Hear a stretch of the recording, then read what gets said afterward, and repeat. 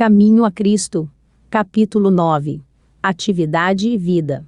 Deus é a fonte de vida, luz e felicidade para todo o universo.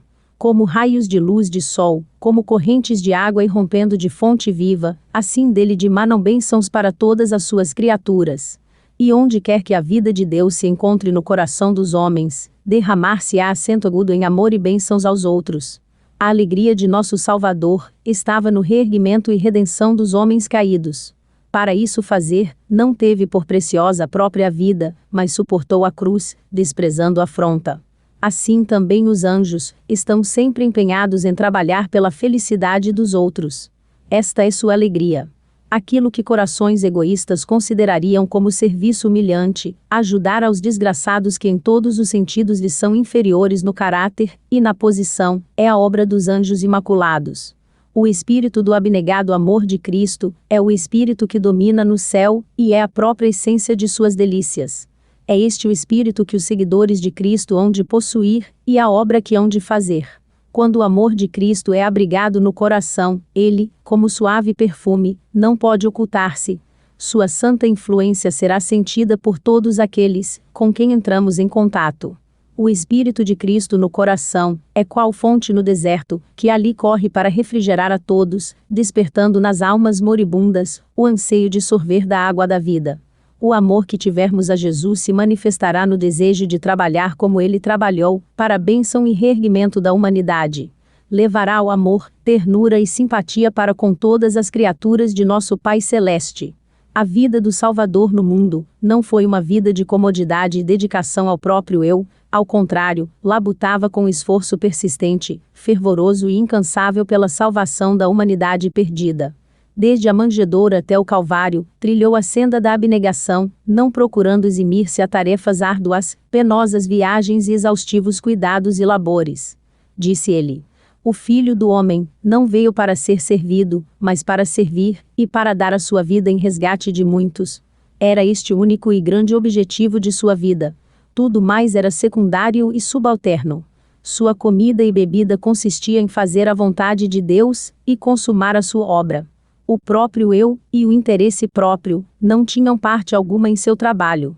Assim, os que são participantes da graça de Cristo estarão prontos para fazer qualquer sacrifício, a fim de que outros pelos quais ele morreu participem do dom celestial. Farão tudo o que está em seu poder para tornar o mundo melhor por sua estada nele. Tal espírito é o legítimo produto de uma alma verdadeiramente convertida. Tão depressa uma pessoa se chegue para Cristo, nasce-lhe no coração o desejo de revelar aos outros que precioso amigo encontrou em Jesus, a salvadora e santificante verdade, não lhe pode ficar encerrada no coração.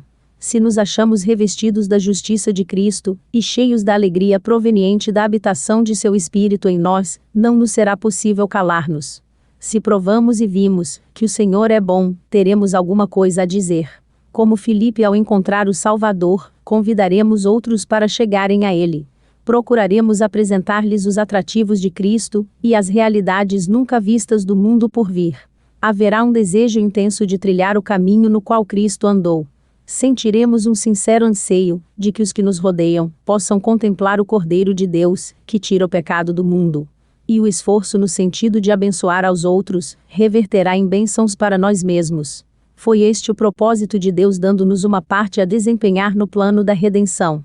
Concedeu aos homens o privilégio de tornarem-se participantes da natureza divina e de, por sua vez, difundir bênçãos aos seus semelhantes. Esta é a mais elevada honra, a maior alegria que Deus pode conferir ao homem. Os que assim se tornam participantes da obra de amor, são os que para mais perto de seu Criador são conduzidos. Deus poderia ter confiado aos anjos celestiais a mensagem do Evangelho e toda a obra de amoroso ministério. Poderia ter empregado outros meios para realizar o seu propósito.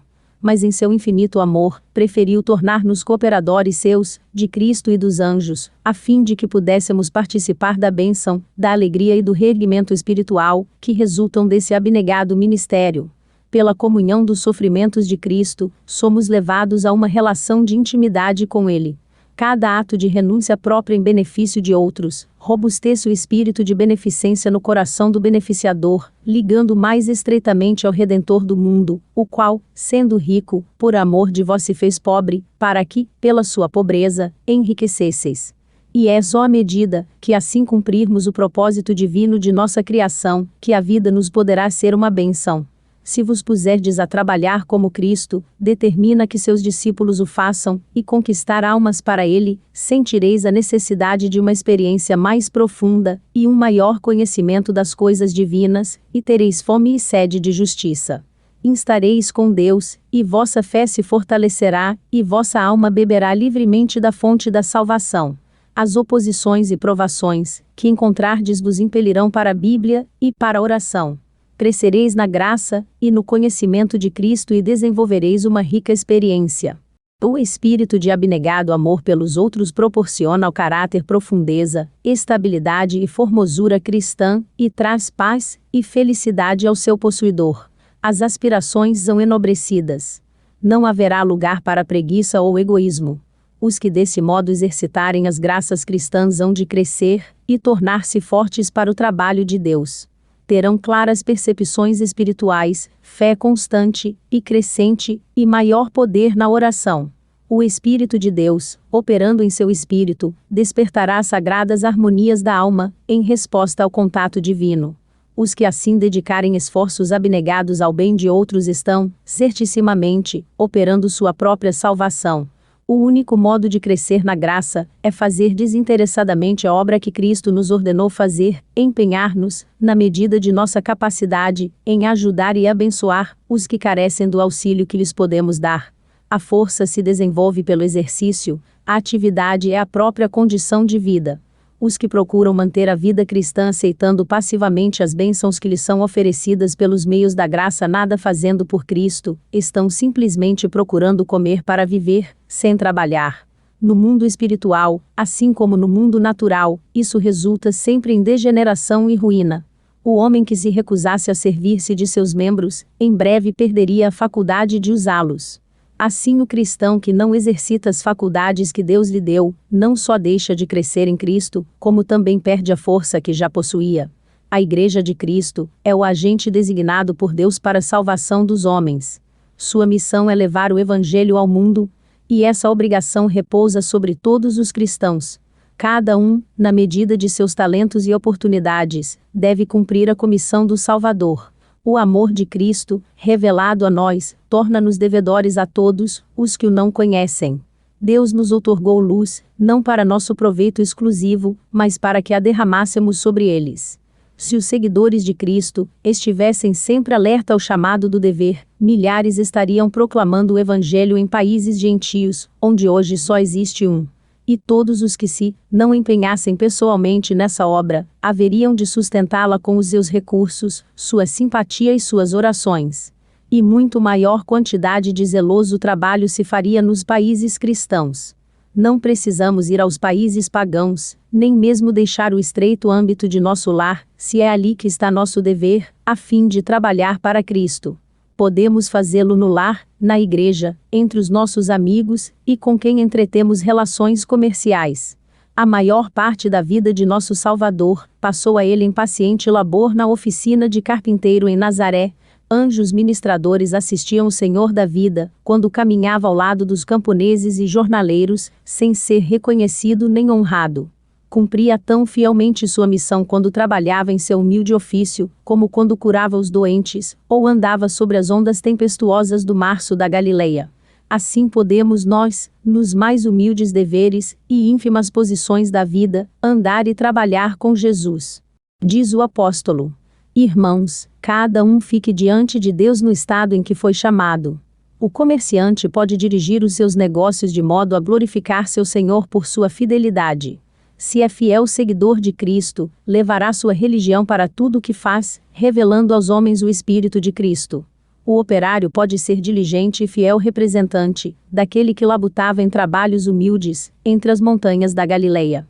Todo o que adota o nome de Cristo, deve trabalhar de tal modo que os outros, vendo suas boas obras, sejam levados a glorificar seu Criador e Redentor. Muitos se têm escusado de pôr os seus dons ao serviço de Cristo, pelo motivo de haver outros que possuem dons e vantagens superiores. Tem prevalecido a opinião de que só dos possuidores de talentos especiais requer Deus que consagrem suas habilidades ao seu serviço. Tem muitos a ideia de que os talentos só são concedidos a uma classe privilegiada, com exclusão das outras, os quais, naturalmente, não são convidados a participar, nem dos trabalhos, nem das recompensas. Não é isto, porém, o que se acha representado na parábola. Quando o dono da casa chamou seus servos, deu a cada um a sua obra. Possuídos de um espírito amoroso, poderemos cumprir como ao Senhor mesmo os mais humildes deveres da vida. Se o amor de Deus está no coração, será manifesto na vida. O suave perfume de Cristo nos circundará, e nossa influência será de molde a enobrecer e a abençoar. Não deveis esperar grandes ocasiões ou habilitações extraordinárias para então trabalhardes por Deus. Não vos deveis incomodar com o que o mundo pense de vós. Se vossa vida diária é testemunha da pureza e sinceridade de vossa fé, e os outros estão convencidos de que desejais ajudá-los, vossos esforços não se perderão totalmente. Os mais humildes e mais pobres dentre os discípulos de Jesus podem ser uma bênção aos outros. Talvez não tenham consciência de estar realizando algum bem especial, mas por sua inconsciente influência, poderão dar origem a ondas de bênçãos, que se irão alargando e aprofundando, mesmo que nunca venham eles a saber dos benditos resultados, a não ser no dia da recompensa final. Não percebem nem sabem que estão realizando o grande bem. Não se requer deles que se preocupem com o sucesso. O que têm de fazer é simplesmente prosseguir tranquilos, realizando fielmente a obra que a providência de Deus lhes designa, e sua vida não será em vão. Seu próprio ser irá se desenvolver cada vez mais à semelhança de Cristo, tornam-se mensageiros de Deus nesta vida, e desse modo estão se habilitando para a obra mais elevada, e a felicidade verdadeira da vida por vir.